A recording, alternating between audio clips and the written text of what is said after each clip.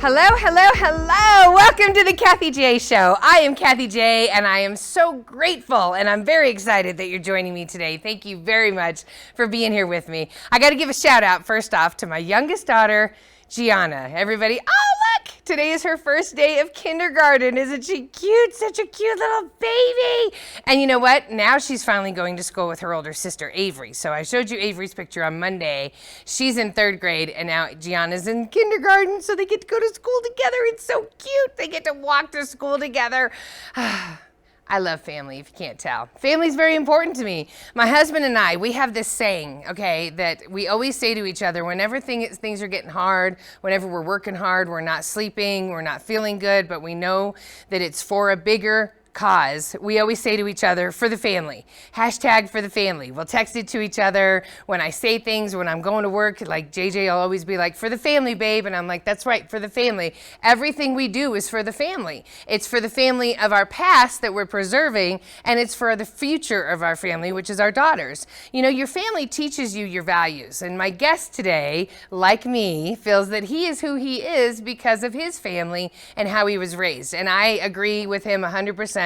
As you guys know, I spent my summers with a small town nurse who was my grandma. She raised me, and the things I saw by being with her as a nurse, it was amazing. The help that she would give people, it would come back whatever that term is, 100%, because she would go and give something that they couldn't get from anyone else. So they could give, so then they would, whatever they did, farmers would bring corn. We would get stuff delivered to us because she was a nurse that helped them. So when I was searching for a partner for my TV show, I needed certain values, okay? I needed certain values in the company that I was gonna have as my partner. I needed them first and foremost to care about us. I needed a company that cared about community. Then I needed them to be good at what they did. But because, you know, I didn't want somebody that wasn't good at what they were doing, and here I am pimping them for you. But the thing was, I knew because of the topics that I wanted to discuss that I was going to need a lawyer. And then I started going through the lawyers. Who do I know that are lawyers? Who do I see on TV all the time? I started calling lawyers. I had some meetings with some lawyers, and every single time I was like, that didn't feel right. That's not what I want. I'm looking for the right lawyer. All the roads kept going back to Dr. Ramos. I kid you not. Every time, and like when I'd be frustrated about something, I'd all of a sudden go home.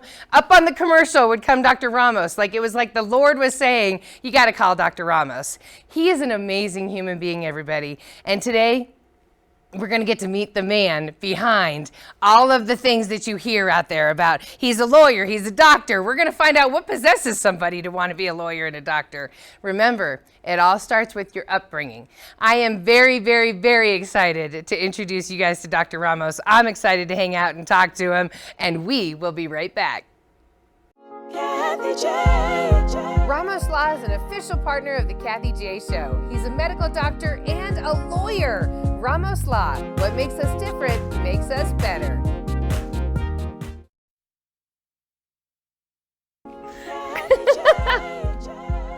Welcome back, everybody. Thank you so much for hanging out with us this half hour. So here's the thing. When it came down to who I was going to have as my sponsors for the show, I was like, I needed to have the right sponsor. So I was like, who are we going to have?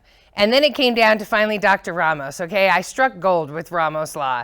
Dr. Ramos is not only a medical doctor, he's an attorney. He's super talented. Everything he does seems to be amazing. Everyone loves him. He's a husband, a father of 4, and a son as well.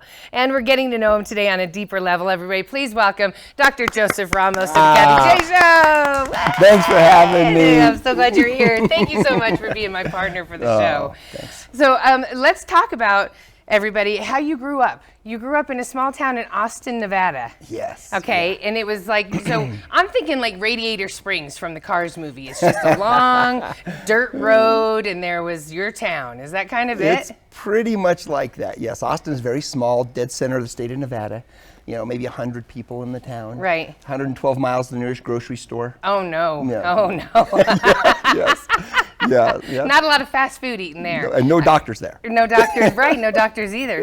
So in that small town, your parents, were they from that small town as well? So my grandparents immigrated out to the area.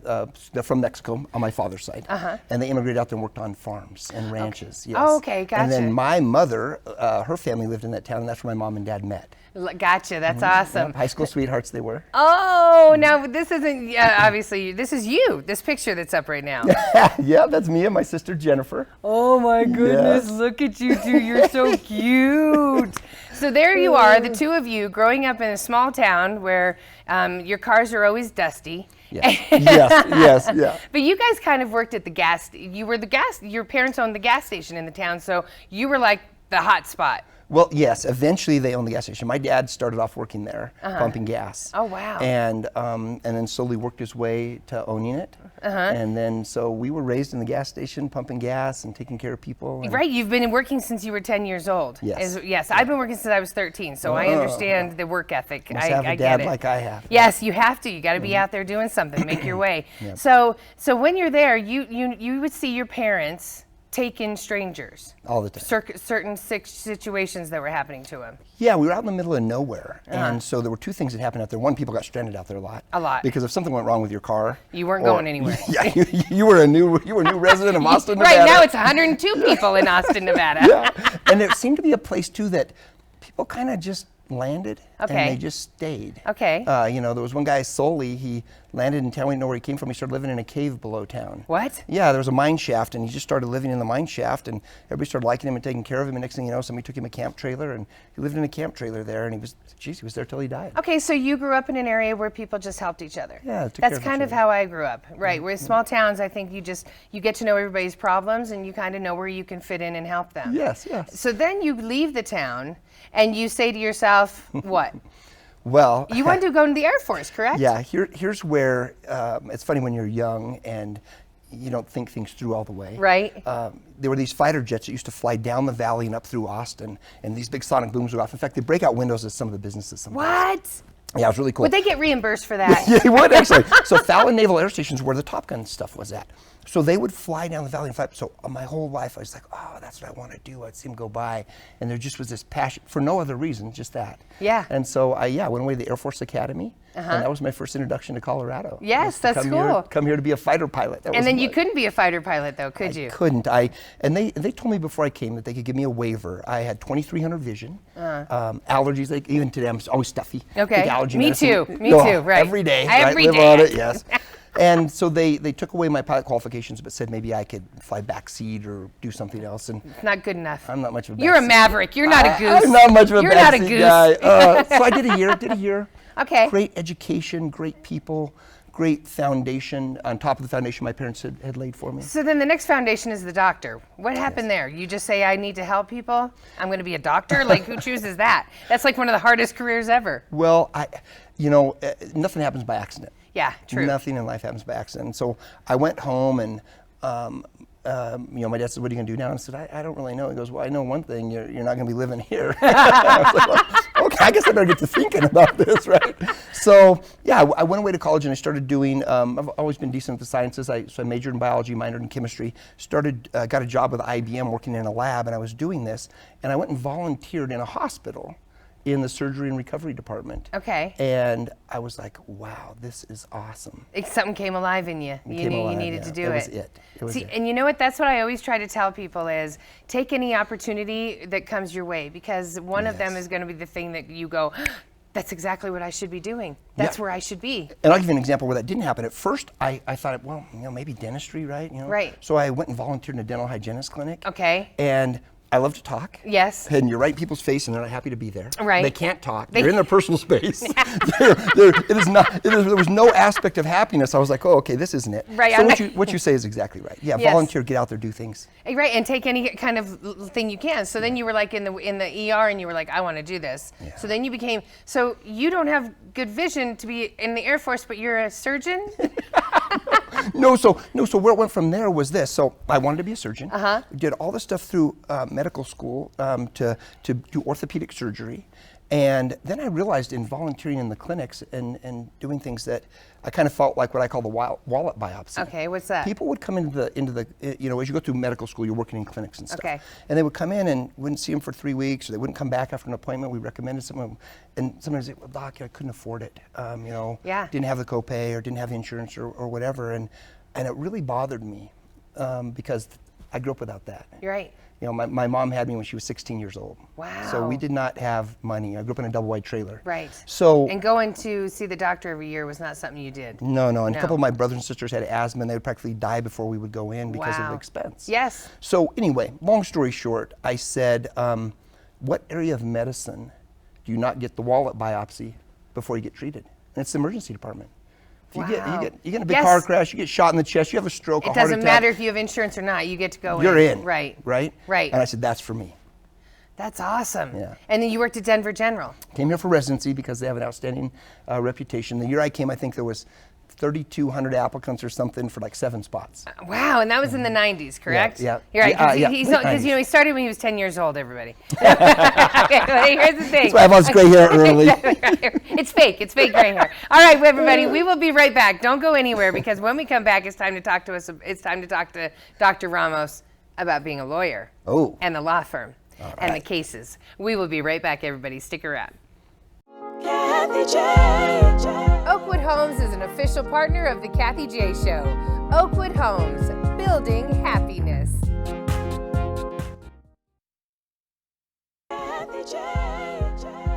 Welcome back to the show.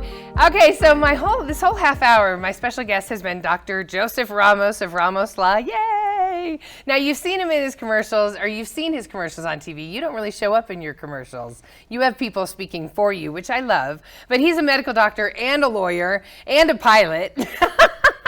We're finding out so much more. Okay, so you were, when we last left Dr. Ramos, you were talking about how you were a surgeon in the ER. Okay. Emergency medicine physician. Yes. Okay. First medicine. Excuse me. It still sounds like a lot of work.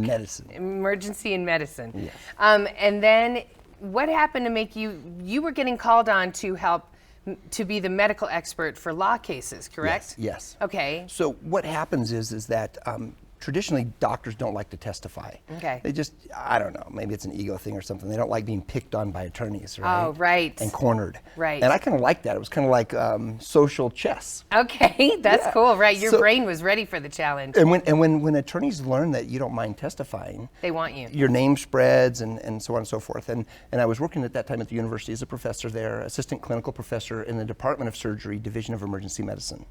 And so when you're working at the university, a lot of times you get called on, testify, because typically I've published some papers and some stuff like that. So I had the CV and I liked the job, and so I started getting called to testify. So I testified over 100 times as a medical expert. Wow. Mm-hmm. And you said, I could do this.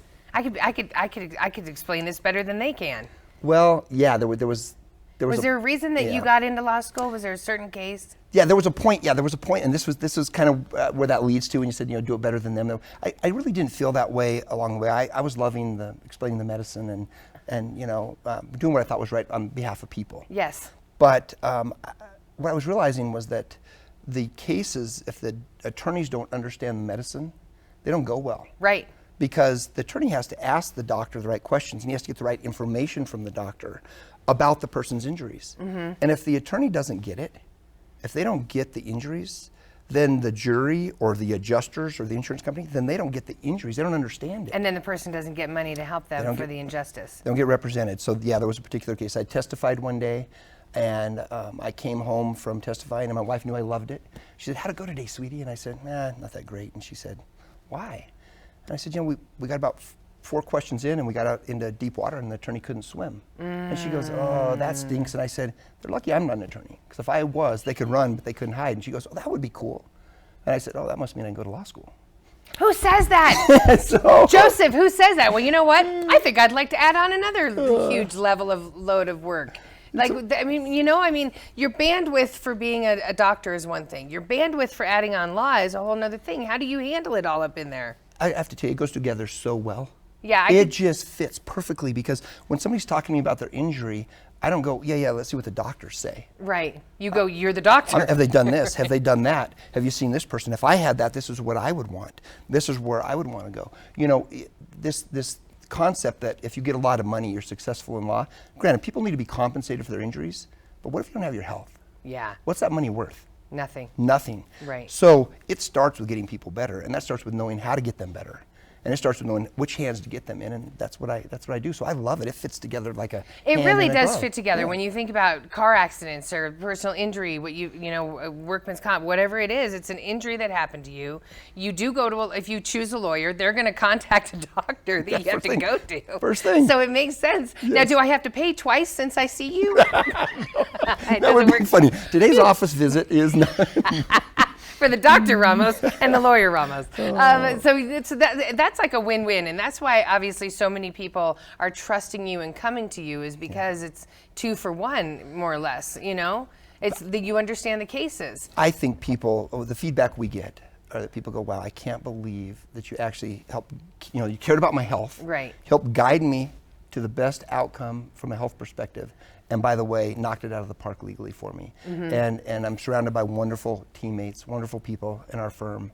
And You really you do know, have an Thank amazing you. staff and amazing lawyers with you. You have 12 other lawyers that work with you, around about a dozen that Yep. work on the cases with you. That's correct. But you still go through all the cases and you make sure, I mean, everything is gone over with a fine-tooth comb by Dr. Ramos. How do you find time with this with 4 children between the ages of 26 and 16? I mean, I just really, that's the main question everyone asks me is, how does he find the time?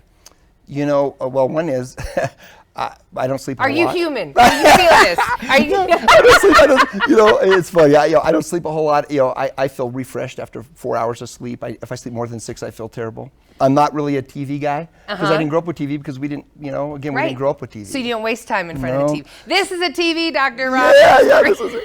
So there's a lot of time in the day. There's just a ton of time. I don't know. When you're not sitting, there's a lot of time in the day, is what you're trying I'm like to a say. shark. If I quit moving, I'll die. I just have to Okay, keep going. Yeah. you as a dad, how do you talk to your kids? How do you inspire them to follow the same train that you're on? I tell my kids all the time that I'm proud of them if they have good character, good ethics, good integrity. Oh my gosh, that is so important. Isn't that Yes, everything? I always ask people, did they use their manners when they're not with me? I want to know that they Right. were a good human being when I wasn't Yes. around, that the job that I'm putting into them is working. I I'm love- sorry, the effort. Yes, I love when my kids look people in the eyes, they shake their hand, they're appreciative and thankful.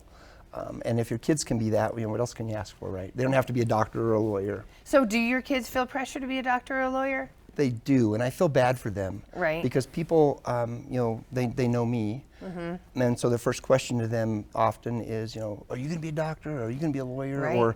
And I just, I feel like they have that pressure on them. Right. To be successful. So my job has been to teach them that doesn't mean success. Right. You know, Right. Just the title doesn't mean success. That's right. How you live your life There- is the success. That's absolutely right. I completely agree. Who right. are you? Do you give? Because my grandma taught me if you are lucky enough to get, you need to give. And so that's always been my model in life. And so good. but when I don't have, I'm sorry, I can't give you right now. I ain't got nothing to give. But that's the model in life. And so I do think it is about the character and the person. If we had a community of people that were like that, I think it would be great. That's one of the reasons that medicine and law have been so rewarding to me. Like I get up every day, I sing in the shower at 5 in the morning. My wife gets mad at me. I'm happy because I'm giving. Yeah. And I enjoy that. I love that. And the fact that I receive, it's a nice side benefit. It's not what it's all about. Right. And I think my kids are catching on to that. Yeah, So. I think we're all catching on to it. So thank you. All right, thank you, Dr. Ramos. Thank you. Thank Thanks you. for having me. Thank you so much. To connect with Dr. Ramos, go to his website, ramoslaw.com. There's people right now calling, I know. You can also connect with him on social media. You can find him he's Ramos Law or Ramos Law Firm. Those are both the handles they use on their social media. Yes. We will be right back to say goodbye. I hate this part. Kathy J. The Colorado Lottery is an official partner of the Kathy J Show. Colorado Lottery, play on.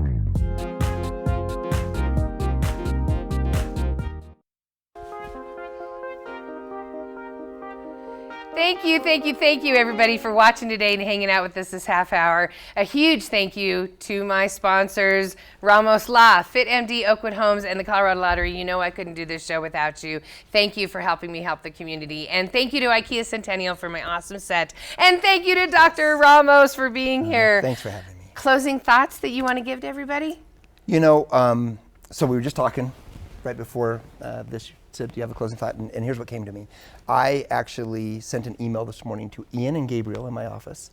And I said to them, we put these quotes on our board in the office. And I said, you know, here's something I want you to put on the board. If you can be anything in life, be kind. Right. Because we've learned through the pandemic and all this stuff going on, what really matters. And if you can be anything in life, be kind. And we can all be kind, right? You know, all this doctor, lawyer stuff and all this other stuff, it's all good, but be kind. Lawyers don't talk like you, Dr. Ramos. Thank you so much for sharing. I love you. Thank you for being here. Thank you, everybody, for watching. I look forward to seeing you tomorrow and sharing another amazing story. Have a great day, everybody. Thank you, Ramos Law. Yay!